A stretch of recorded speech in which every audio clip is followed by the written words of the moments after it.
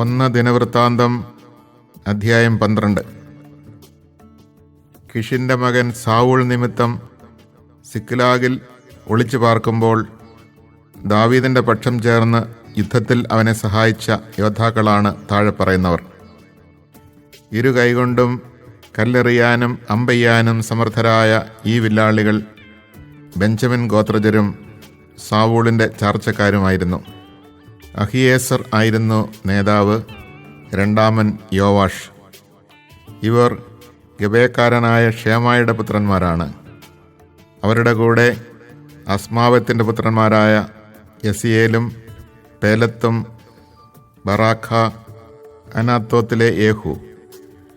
30 പേരിൽ ധീരനും അവരുടെ നായകനുമായ ഗിബെയോൻകാരൻ ഇഷ്മായ, ജെറമിയ, യഹസിയേൽ, യോഹനാൻ, ഗദറാക്കാരൻ യോസാബാദ്, എലൂസായി, യെറിമോദ്, മെയാലിയ, ഷെമാറിയ, ഹരൂഫ്യനായ ഷഫാത്തിയ, കൊറാഹ്യരായ എൽക്കാന, ഇഷിയ, അസരേൽ, യൊവേസർ, യഷോബയാം, ഗാദോറിലെ ജെറോഹാമിൻ്റെ പുത്രന്മാരായ യോവേല, സബാദിയ.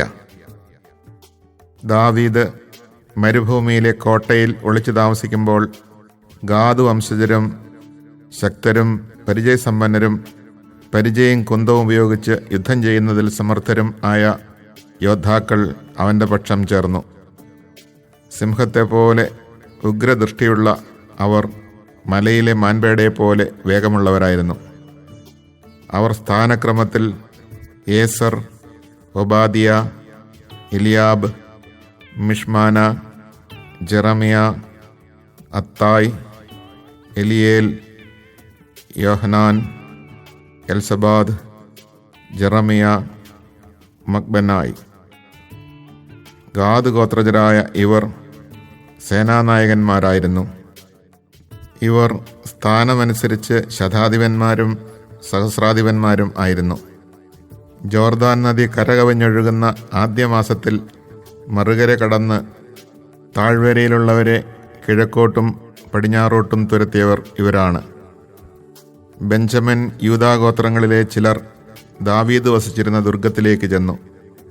അവൻ അവരെ സ്വീകരിച്ചുകൊണ്ട് പറഞ്ഞു, നിങ്ങൾ എന്നെ സഹായിക്കാൻ സ്നേഹപൂർവ്വം വന്നതാണെങ്കിൽ എൻ്റെ ഹൃദയം നിങ്ങളോട് ചേർന്നിരിക്കും.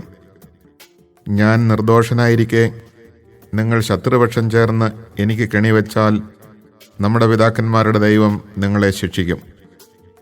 അപ്പോൾ 30 പേരുടെ തലവനായ അമസായി ആത്മാവിനാൽ പ്രേരിതനായി പറഞ്ഞു, ദാവീദേ, ഞങ്ങൾ നിൻ്റേതാണ്. ജസയുടെ പുത്ര, ഞങ്ങൾ നിന്നോടുകൂടെയാണ്. സമാധാനം, നിനക്ക് സമാധാനം. നിന്റെ സഹായകർക്കും സമാധാനം. നിന്റെ ദൈവം നിന്നെ സഹായിക്കുന്നു. ദാവീദ് അവരെ സ്വീകരിച്ച് സേനാധിപതികളാക്കി.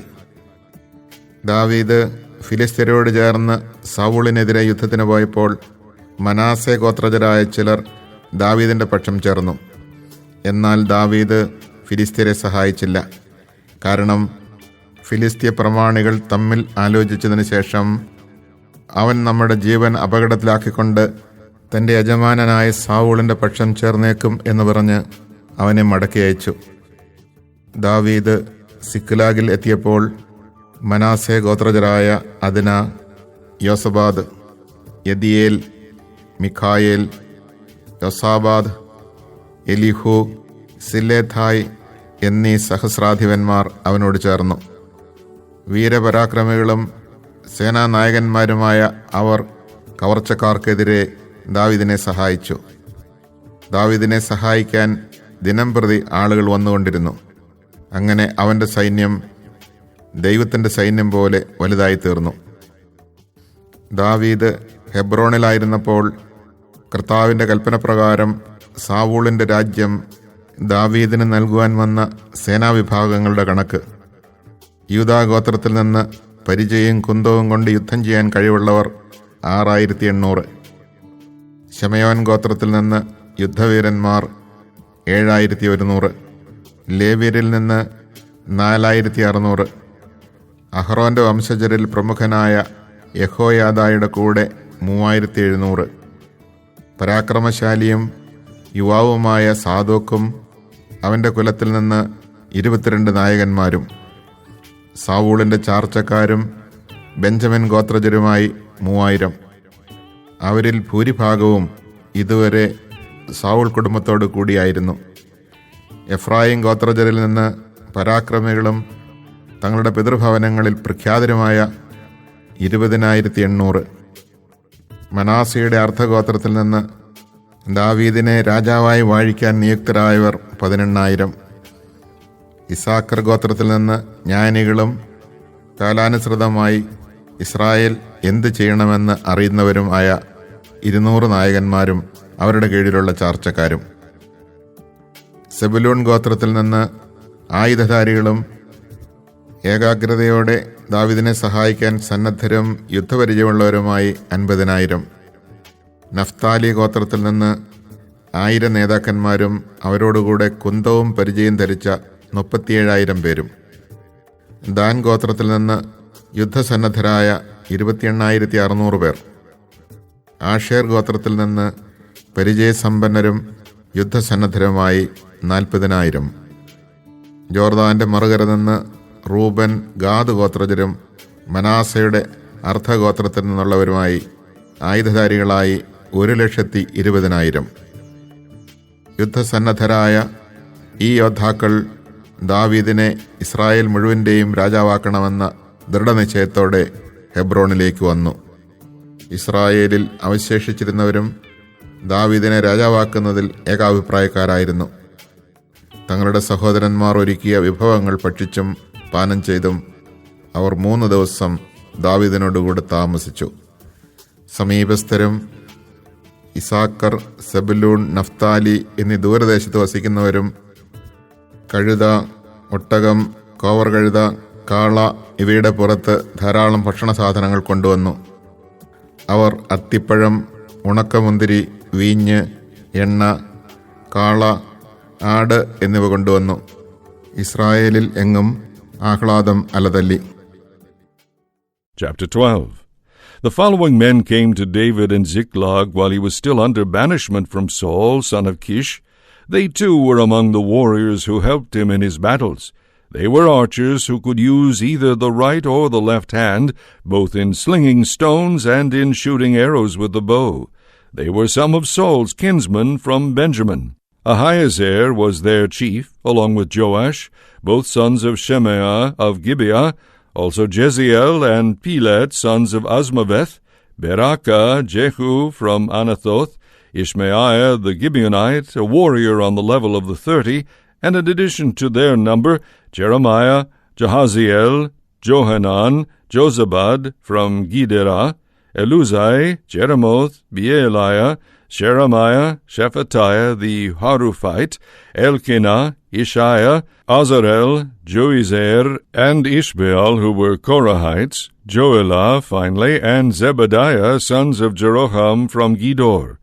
Some of the Gadites also went over to David when he was at the stronghold in the wilderness. They were valiant warriors, experienced soldiers equipped with shield and spear, who bore themselves like lions, and were as swift as the gazelles on the mountains. Ezer was their chief, Obadiah was second, Eliab third, Mishmanah fourth, Jeremiah fifth, Attai sixth, Eliel seventh, Johanan eighth, Elzebad ninth, Jeremiah 10th, and Machbenai 11th. These Gadites were army commanders, the lesser placed over hundreds, and the greater over thousands. It was they who crossed over the Jordan when it was overflowing both its banks in the first month, and dispersed all who were in the valleys to the east and to the west. Some Benjaminites and Judahites also came to David at the stronghold.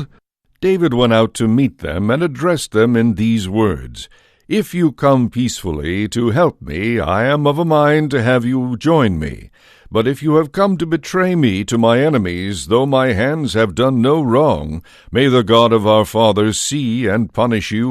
Then spirit enveloped Amasai, the chief of the 30, who spoke, "We are yours, O David. We are with you, O son of Jesse.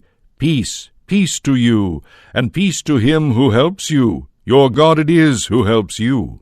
So David received them and placed them among the leaders of his troops. Men from Manasseh also deserted to David when he came with the Philistines to battle against Saul. However, he did not help the Philistines, for their lords took counsel and sent him home, saying, "At the cost of our heads he will desert to his master Saul." As he was returning to Ziklag, therefore, these deserted to him from Manasseh: Adnah, Jozabad, Jedael, Michael, Jozabad, Elihud, and Zilithai, chiefs of thousands of Manasseh. They helped David by taking charge of his troops, for they were all warriors and became commanders of his army. And from day to day men kept coming to David's help until there was a vast encampment, like an encampment of angels. This is the muster of the detachments of armed troops that came to David at Hebron to transfer to him Saul's kingdom, as the Lord had ordained. Judahites bearing shields and spears, 6,800 armed troops. Of the Simeonites, warriors fit for battle, 7,100. Of the Levites, 4,600, along with Jehoiada, leader of the line of Aaron, with another 3,700, and Zadok, a young warrior, with 22 princes of his father's house. Of the Benjaminites, the brethren of Saul, 3,000, until this time most of them had held their allegiance to the house of Saul. Of the Ephraimites, 20,800 warriors, men renowned in their ancestral houses. Of the half-tribe of Manasseh, 18,000 designated by name to come and make David king. Of the Issacharites, their chiefs, who were endowed with an understanding of the times, and who knew what Israel had to do, 200 chiefs, together with all their brethren under their command. From Zebulun, men fit for military service, set in battle array with every kind of weapon for war, 50,000 men rallying with a single purpose. From Naphtali, 1,000 captains, and with them, armed with shield and lance, 37,000 men. Of the Danites, set in battle array, 28,600. From Asher, fit for military service and set in battle array, 40,000. From the other side of the Jordan, of the Reubenites, Gadites, and the half-tribe of Manasseh, men equipped with every kind of weapon of war, 120,000. All these soldiers, drawn up in battle order, came to Hebron with the resolute intention of making David king over all Israel. The rest of Israel was likewise of one mind to make David king. They remained with David for 3 days, feasting and drinking, for their brethren had prepared for them. Moreover, their neighbors from as far as Issachar, Zebulun, and Naphtali came, bringing food on asses, camels, mules, and oxen, provisions in great quantity of meal, pressed figs, raisins, wine, oil, oxen, and sheep. For there was rejoicing in Israel.